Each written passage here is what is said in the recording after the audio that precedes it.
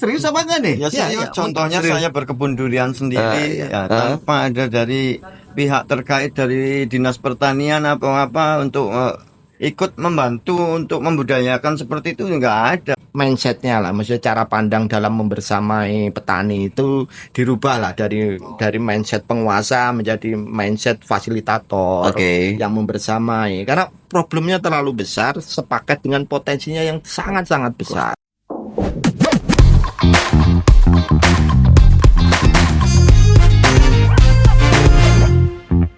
Ini suasana makin hangat dengan ditemani laron-laron dan kopi yang hangat tentunya.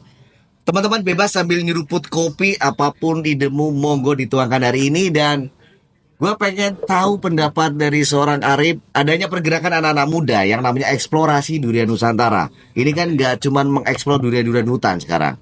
Dia merambah ke petani, di mana mereka membentuk kelompok tani untuk dibimbing, dilatih berjangka panjang dari mulai tanam sampai pasca panen.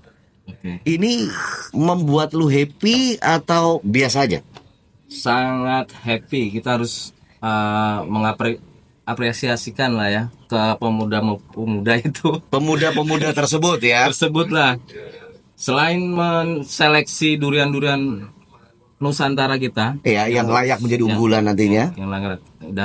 Yang layak jadi unggulan dan bisa kita budidaya.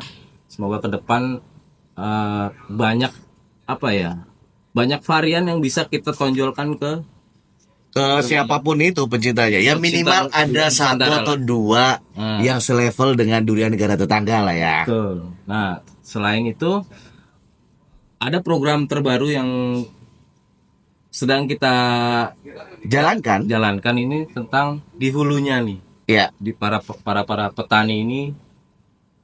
Jadi ke depan akan ada solusi. Ya. Solusi untuk memperbaiki kualitas durian tentunya dari perawatannya, dari pemupukannya. Itu sampai saat ini tuh masih jadi PR banget. Ya. Tentunya dengan adanya pergerakan eksplorasi durian Nusantara membina petani, ini meminimalisir resiko lu untuk mendapat barang yang kurang bagus dong. Betul. Ya, harapannya ke depan menghasilkan durian-durian yang berkualitas baik.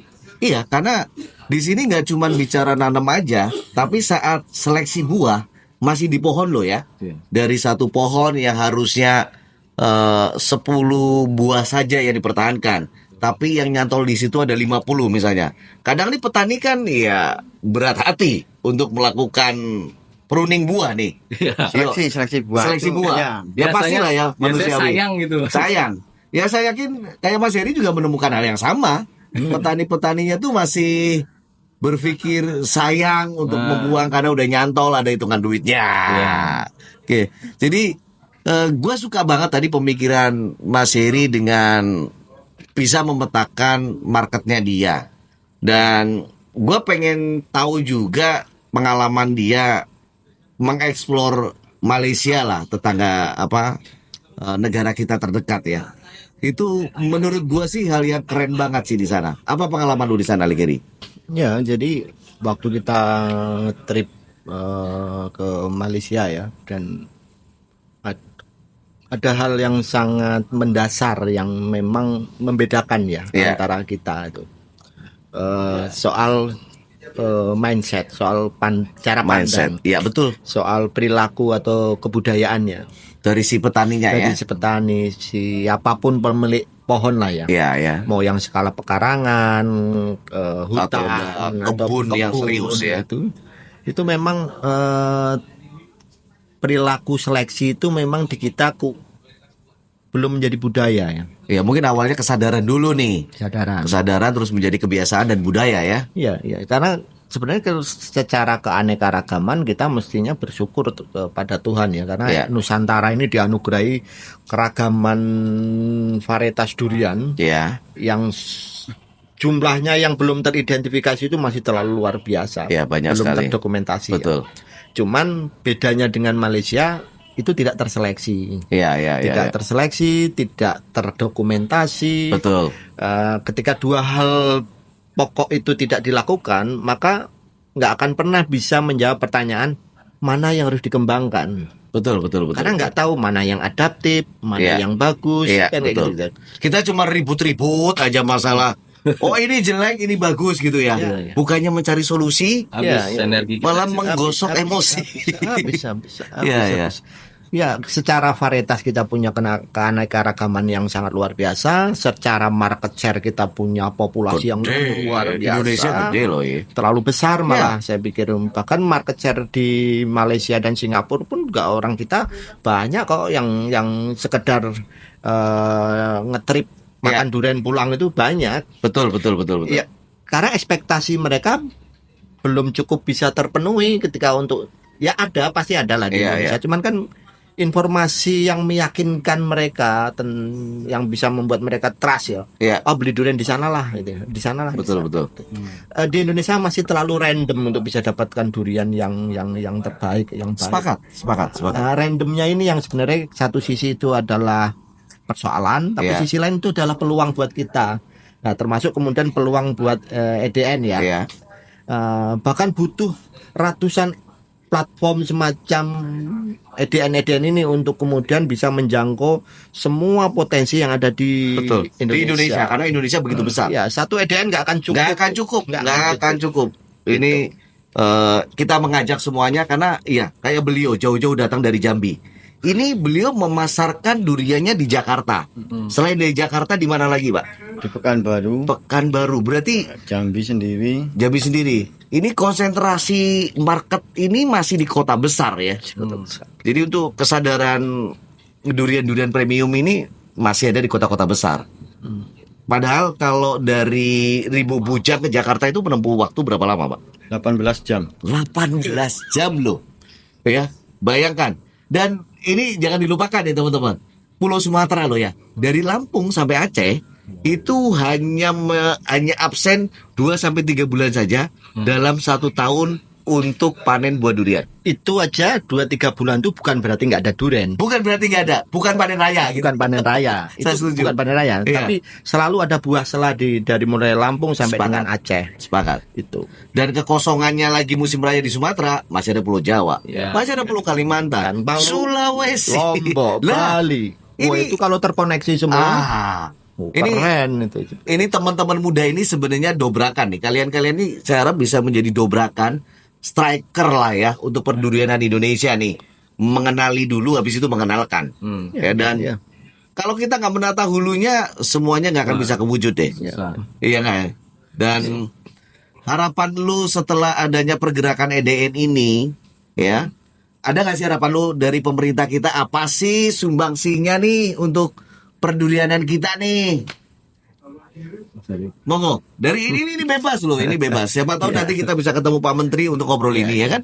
Ya, jadi ya satu problem basic ya soal perilaku kebudayaan dan literasi masyarakat kita ya terhadap apa yang mereka sudah miliki ya. Iya. Dan ini kan bukan datang dari luar. Betul. Durian itu sudah ada dan tumbuh sejak generasi yang terakhir ini hidup itu masih sudah ada. Ya. Ya, artinya aset dan potensi itu sudah ada.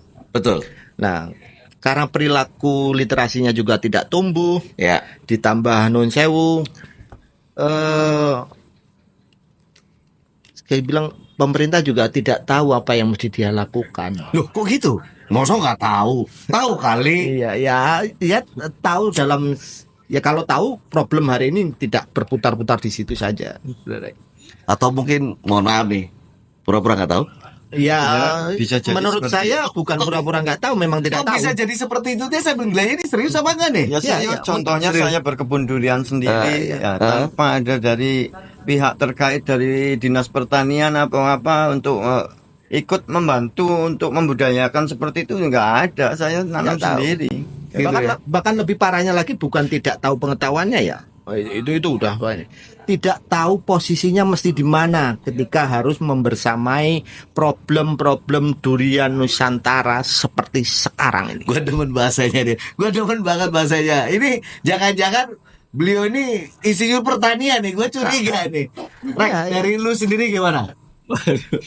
Ya kalau dari aku sih cuman ya pengennya ikut terlibat dan ikut terlibat ya. terlibat, Ya, ya. petani diperhatikan lagi. Oke, tapi salah nggak sih kita berharap peran pemerintah nih? Oh iya, Ya, bukan salah sebenarnya lagi. lebih Justru dari seharusnya pemerintah mendukung kayak petani-petani seperti kita ini. Oh gitu. Takutnya loh ya, mohon maaf nih. Takutnya harapan hanya menjadi impian. Nanti kecewa lagi kalau nggak. ya kalau pertanyaannya seharusnya malah kemudian mestinya kita nuntut bukan minta, kita nuntut gitu. Karena Harusnya nuntut, berhak ya kita sebagai iya, rakyat ya. yang dia yang kemudian dikasih APBN, dia dikasih itu, tapi dia suruh kerja. Tapi kan memahami positioning dia untuk membersamai petani dengan segala problemnya aja, dia masih gamang dengan hal-hal normatif, formalitas, seremonial. Itu udah jadi isu lah, jadi fakta. Gua kan preman nih kan selama ini. Gua petani yang sukanya keluyuran gitu. Jadi ya, nggak gitu ngerti ilmu pemerintahan nih. Ya. Kayaknya ini matang banget nih bapak kita yang satu ini. Sebenarnya nggak harus tahu. Kalau tahu nanti masnya jadi bodoh. Mending nggak tahu. Ya karena ya berharap sih sebenarnya mindsetnya lah, maksudnya cara pandang dalam membersamai petani itu dirubah lah dari mindset penguasa menjadi mindset fasilitator Oke. yang membersamai. Karena problemnya terlalu besar sepaket dengan potensinya yang sangat-sangat besar. Gue demen banget. Ini kok kerasa banget nih. Gue kerasa banget ketampar gitu ya. Atau ada mungkin yang tersungging dikit kan ya kira-kira. Ya enggak ya. Tersinggung itu kan bentuk penghormatan. Saya suka sekali bahasa Itu penghormatan untuk teman-teman di Kementerian Pertanian, paket sama dinas-dinas di Iya. bawah untuk kemudian merubah positioning Sepakat. dalam membersamai petani-petani durian di kita. Ya, tapi thank you sih ini teman-teman di Dirjen Horti nih akhir-akhir ini ada support tersendiri nih itu ke eksplorasi keren. durian Pak Dirjen Nusantara. keren itu, Pak Dirjen Pak keren. Dirjen kita nih, waduh salam hormat Pak Anton. Saya sulit nih mengucapkan rasa terima kasih kita. Saya malah kaget Kaget ya. nemu ada Pak Anton yang sekeren itu. Saya kaget. Keren ya. Kok ada ya Pak Dirjen Horti sebegini kerennya belusukan. Kayaknya Pak Dirjen ini harus diduplikasi replikanya sebanyak mungkin. Saya Mindsetnya. sepakat sekali. Kayaknya yang kaos hitam nih cengar-cengir terus kok nggak ada komentarnya ke pemerintah kita nih kenapa? Ya, kan Ya. kemungkinan dua, dia pelaku apa korban. Gua nggak mengatakan itu loh Her ya. Tapi lu nggak ada harapan ke pemerintah kita? Ya harapannya tadi, ya harapannya ya semoga lebih suara kita ini lebih didengar. Didengar. Kayaknya dia harapannya digantungkan kepada Tuhan yang Maha Kuasa sih kayaknya. Dan harapannya kepada petani-petani sebagai suppliernya bisa menyuguhkan hasil terbaik gitu ya. Yes. Iya, ya apapun itu didengar atau enggak ya itu hak Anda sih, tapi prinsipnya kami berempat ngobrol ini pengen sih durian Indonesia ke depan makin bagus. Petaninya makin sejahtera. Pedagangnya happy. Yang beli senang di hati. Itu kalau semuanya kewujud, waduh, perdurianan Indonesia ini nggak main-main loh. Begitu, Bapak yang dari Rimbo Bujat. Ya, seperti itu. Harusnya dapat pembinaan lah minimal itu dari pemerintahan ada ikut campur tangan masalah anak-anak muda petani-petani harus diedukasi lah, jangan dilepas sendiri gitu. Padahal ada pendampingan dari- Pendampingan. Padahal ya Mas, bahkan ketika kemudian nih, oke nih nanti kita ikut dampingi, akan dibersamai. Itu aja persoalannya belum selesai. Betul, betul. Banyak kompleks sekali loh masalah di pertanian ini. Ketika pemerintah dengan segala infrastrukturnya itu sudah mau merubah komitmen soal positioning ya, Iya, posisi membersamai. Iya. Itu persoalan bukan berarti selesai. Tapi setidaknya itu menegaskan komitmen Ya, bahwa mereka satu perasaan dengan kita, peduli dan empati. peduli, empati Ya. bahwa kita punya potensi dan persoalan sekaligus peluang. Iya, iya. Nah, PR berikutnya adalah kemudian kita akan dihadapkan dengan sampai dengan hari ini kita belum menemukan atau menyimpulkan ada satu metode berkebun durian yang fit. Tepat. Tepat sekali.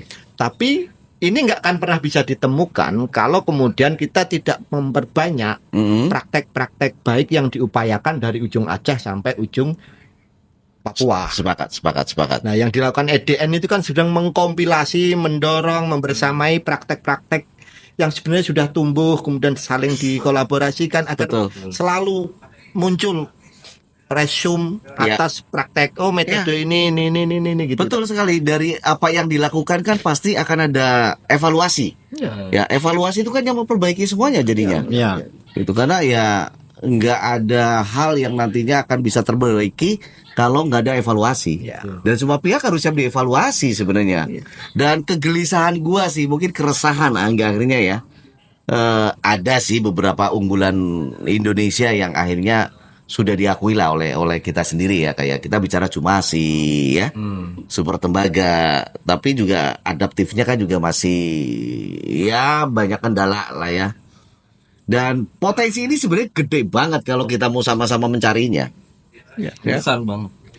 Apa yang kita temukan di Kepri misalnya, ya, Aceh, terus ya mungkin kayak Jambi Di juga kalau Jambi dieksplor. juga harus seperti itu. Pasti ada lah. Durian Betul. unggulan-unggulan yang mana yang perlu dikembangkan harus didukung, dilamiasi, dibikin batang induk, jangan di kalau nggak dibikin batang induk kan bisa punah, Iya. nggak ada perkembangan lagi. Ya masa bawor lagi, Bawor, sakit bawor. lagi, oci lagi.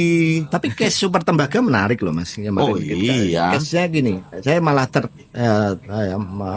menarik dengan statement Mas Alip di konten kapan itu ya soal Super Iya. Tembaga. Artinya gini, bahwa Super Tembaga yang top perform Yap. itu memang keren. Loh iya. Itu poin. Yap. Tapi yang harus diingat bahwa fakta sampai dengan hari ini Super Tembaga itu tidak stabil. Yap. Itu diakui atau tidak kenyataan begitu. Nah, kenapa saya statement seperti ini? Di kita itu punya tradisi, punya kebiasaan. Satu, latah, Ya, gampang viral. betul. Yang kedua, lebih banyak ditumpangi kepentingan-kepentingan pragmatis yang hanya berburu cuan dari para spekulan. Sepakat. Super Tembaga alhamdulillah sudah banyak coba diuji kembangkan di Jawa terutama Iya. atau dimanapun lah. Yap. Tapi cara mengapresiasinya tidak proporsional. Betul. Hanya menyimpulkan bahwa pokoknya kalau sudah Super Tembaga harus mahal. Yap. Pokoknya kalau sudah Super Tembaga pasti bagus. Betul. Nah, cara pandang seperti ini kita nih sebagai bukan merasa yang paling ini ya, tapi kemudian kita harus menyampaikan apa adanya bahwa kemudian tidak bisa ini kan. Karena memang yang diuntungkan ya mafia-mafia yang middleman ini, yang pedagang ini. Sepakat sekali. Terutama pedagang bibitnya. Ya. Jadi dengan nama besar, harga sangat besar, belum tentu kualitasnya juga besar. Ini harus diuji. Nah, satu diuji, keduanya upaya sungguh-sungguh. Iya, betul. Oke, gua pengen tanya ke lu, Rip. Ya, lu sendiri dengan di luar Super Tembaga nih, pernah nggak menemukan durian-durian kasta sultan yang kualitasnya nggak sesuai harapan? Banyak Banyak ya. sekali. Berarti ini kan bukan karena varietas di sini. Bukan. Ada beberapa hal yang harus didalami lagi sebenarnya. Ya. Bagaimana petaninya sadar, sekali lagi kan, sadar untuk memperlakukan bahwa pohon durian ini aset. Betul. Pohon durian ini aset loh. Aset. Betul, karena nilai ekonominya gede Oh, banget. Nah, makanya ini biasa. jadi PR untuk teman-teman EDN lah, misalnya menjadi percikan sedikit. Iya, ya mudah-mudahan saya setuju akan lahir EDN lain di daerah seluruh Indonesia yang bisa menjadi motor untuk pergerakan ini. Karena memang banyak fenomena di beberapa daerah itu saat pematangan buah itu di musim hujan Itu atau di musim kemarau. betul. Perlakuannya kan akan berbeda. Berbeda. Pohon durian, pasti beliau juga punya pengalaman yang sama, nanti diceritakan. Ini pengalaman yang saya temukan ya. Saat pohon durian berbuah, di tengah perjalanan ketemu curah hujan tinggi, 70% problem. Ya, terutama di tekstur, Yes. warna. Yes. Dan rasa. Ya, akhirnya kerasa juga. Oke. Jenengan pengalamannya seperti apa tentang hal ini? Ya curhat yang sekarang aja deh. Ini lagi Curhatkan dulu aja. Curhat saya pengalamannya sekarang kalau curah hujan terlalu tinggi pengalaman saya ya buahnya kurang bagus, juga gugur, Ya. bisa rasanya jadi hambar. Udah pasti akan resiko Udah itu pasti ya. seperti itu. Oke. Ya, itu kenyataan sih yang dialami. Nah, Dan mudah-mudahan obrolan kami walaupun gak lama ini bisa ada sedikit berubah pemikiran kita bersama. Iya, bukan Yang mindset. akhirnya menjadi kebiasaan yang lebih baik dan budaya yang lebih baik. Ya, Sama satu lagi teman-teman mas, itu mas. Jadi yang menarik dari EDN Oke. kan gini, kalau mau mengisi ruang kosong yang ada Oke. di Nusantara ya. Jadi semua pemilik durian, Ya. mau yang pekarangan, hutan dan kebun, sampai dengan hari ini salah satu problem yang paling signifikan adalah sulit menemukan ekosistem pengetahuan yang bisa menjadi tempat untuk sharing, tempat untuk Tempat. curhat. Ya.